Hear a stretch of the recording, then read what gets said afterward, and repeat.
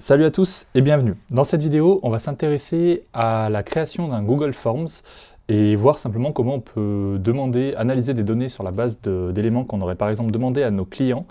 Moi, le sujet que j'ai choisi, c'est des retours d'expérience de ces clients, c'est-à-dire qu'on va leur demander, leur envoyer un petit questionnaire pour leur poser des questions au niveau de la qualité, du coût, des délais, etc.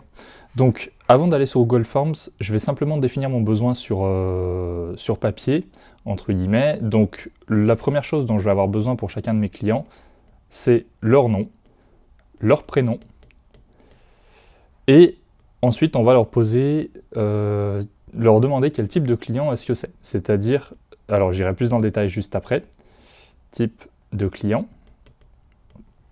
quel type de prestation est-ce qu'ils ont réalisé, donc quel type de prestation. Ensuite, on va avoir des questions. Alors là, je ne vais pas en mettre des centaines, je vais simplement mettre qualité, délai et coût.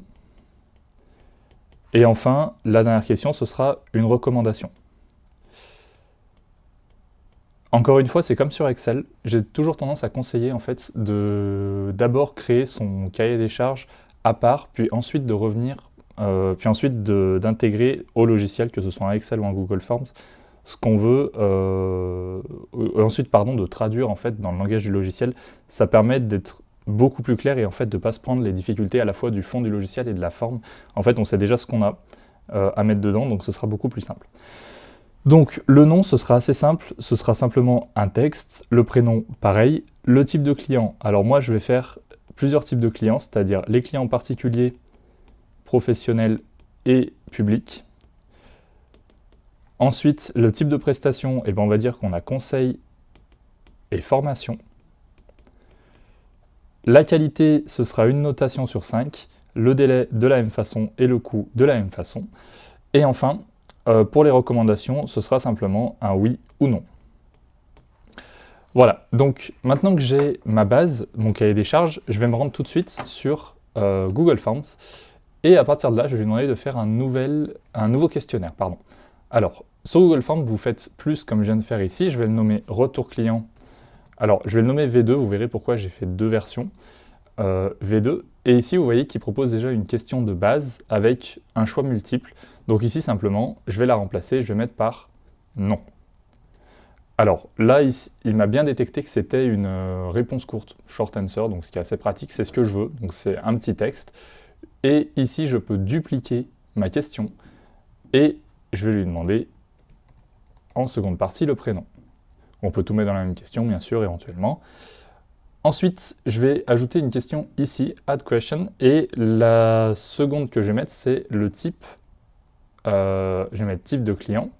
Alors, c'est peut-être pas le mieux en termes de formulation, mais bon, on va dire que ça fonctionne pour ici. Donc, je vais mettre particulier, professionnel ou public. Et là, ce sera pas des choix, ce sera des choix multiples, pardon, parce qu'on peut en cocher qu'un seul. Ensuite, nouvelle question, cette fois-ci, ce sera le type de prestation. Ici, on aura deux options qui seront la formation et le conseil. Voilà. J'ajoute ensuite mes questions suivantes, donc je vais avoir par exemple la qualité. Alors, la qualité, on a dit que ce serait une notation, et on voit que ici, ils me le proposent Google, c'est-à-dire qu'ils ont créé une option qui s'appelle Rating, et qui vous permet de noter sur 5 directement, de faire une question sur 5 avec des étoiles, type comme un avis TripAdvisor. Je vais faire la même chose pour le délai, avec ici un rating à nouveau, et je vais la dupliquer pour la dernière, et cette fois-ci, ce sera le coût dont on va parler. Et enfin, ma dernière question, ça va être la recommandation. Donc par exemple, recommanderiez-vous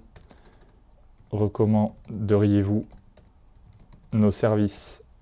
Oula, j'ai un petit problème. Recommanderiez-vous nos services à une connaissance? Et là, je vais faire des choix multiples. Ici des choix multiples. Et comme j'ai dit, ce sera oui ou non, simplement. Donc là, il me le propose automatiquement. une fois que mon questionnaire est prêt, je peux cliquer ici sur Send et alors soit on l'envoie par mail et on choisit des adresses mail ici, soit on peut créer un lien. Alors on peut réduire l'URL, ce qui est assez pratique, ça permet de faire quelque chose d'un peu plus léger, notamment si on le joint dans un autre mail. On peut choisir de collecter ou non les adresses des personnes ici. Et une fois que ça c'est fait, donc c'est là où je vais vous montrer à quoi me servait ma première version, je vais revenir dans mes Google Docs, et ici vous voyez que j'ai retour présentation V1, donc c'est la version que j'ai faite juste avant, histoire d'avoir des réponses. Pour voir, j'ai créé des réponses fictives pour vous montrer un petit peu ce que ça donne. Donc ici, si je vais dans Response, j'ai bien les différentes réponses de mes personnes. Donc 11 réponses. Avec le summary, je peux avoir une analyse individuelle, donc en voyant ce que les gens ont répondu de façon individuelle. Mais ce qui va m'intéresser, c'est plus ça, c'est-à-dire mon résumé. Alors, ici, nom et prénom, pas grand-chose à analyser. Ce qui va m'intéresser, c'est plus après le statut. Donc le particulier, le professionnel, le public. Donc je vois que j'ai plus de clients particuliers que les autres. Le type de prestation. Est-ce que c'est plus du conseil ou de la formation? Et ensuite, ce qui va m'intéresser le plus, c'est en termes de qualité, quelles sont mes notes moyennes. Donc là, on voit que j'ai le nombre de réponses par notation, pardon. Et donc, ça me calcule automatiquement ma moyenne en termes de qualité, ma moyenne en termes de délai, je suis tombé exactement sur la même, ce qui est assez incroyable, et ma moyenne en termes de coût, ici, avec enfin, à la fin, le taux de recommandation. Donc on voit qu'on a 72% qui recommanderaient à d'autres personnes mes services. Donc ça, c'est pour l'analyse un petit peu basique qui est proposée par Google, qui je trouve est déjà excellente. Et ensuite, si on clique ici, on peut voir dans Google Sheets ses retours. Et en fait, ça va vous permettre de vous générer un tableau automatiquement. Donc là, si vous regardez un petit peu ce que je fais, vous allez voir où je vais en venir. On va pouvoir analyser tout ça. Alors, on peut faire des tableaux croisés dynamiques avec Google Sheets, comme j'ai fait ici. Le simple problème qu'on a, c'est que avec Google Sheets, on a quand même une certaine limite en termes d'analyse, parce que par exemple, les graphiques croisés n'y sont pas, il me semble. C'est-à-dire qu'on peut insérer par exemple un tableau croisé, mais pas un graphique. Donc ce que je vais faire, c'est que je vais sélectionner ici mes données, je vais les copier à côté. Ah bah je l'avais déjà fait juste avant, donc je les copie à côté en tant que valeur. Et cette partie-là, je vais le récupérer et je vais tout passer dans Excel pour pouvoir faire une analyse un petit peu plus poussée. Alors, si je vais dans Excel, je colle mes données et je me retrouve donc avec alors l'heure et le temps de quand est-ce que les personnes ont répondu. Ça, à la limite, je peux le supprimer, j'en aurais pas besoin. Et ensuite, ce que je vais faire, c'est que je vais transformer ça en tableau.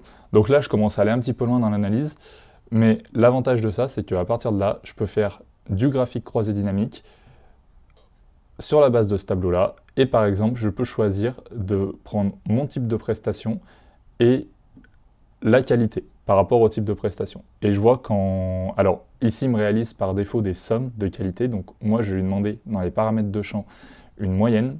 Voilà, ici. Et donc, je peux voir mes notes moyennes de qualité par rapport à si c'est du conseil ou de la formation. Et ainsi de suite. C'est-à-dire que je peux ajouter éventuellement le type de client. Alors là, j'ai mis votre statut au lieu du type de client. Mais je peux mettre par exemple en conseil et formation, en fonction de mon type de client, quelle est ma qualité. Voilà. Donc après, on peut se créer tout un tableau de bord. Je ne vais pas aller beaucoup plus loin sur cette partie parce que j'en ai parlé plusieurs fois dans des vidéos, comment faire un tableau de bord sur Excel avec des graphiques croisés. Mais ça peut vous permettre, une fois que vous avez extrait vos données d'un Google Forms, d'avoir comme ça un tableau. Et en fait, vous pouvez injecter vos données au fil de l'eau pour mettre votre tableau de bord à jour sur vos retours clients. Voilà. Si toutes ces données vous intéressent, si toutes ces notions vous intéressent, je vous invite à consulter les ouvrages que j'ai réalisés. Un premier sur la productivité pour construire vos systèmes dont vous avez vraiment besoin. Et le second plus sur la partie Excel pour créer des outils concrets et qui vont répondre à nouveau à votre besoin. C'est clairement l'intérêt pour que Excel soit à votre service et que ça ne soit pas au contraire un poids dans votre vie de tous les jours. Voilà, je vous remercie d'avoir suivi tout ça et à bientôt.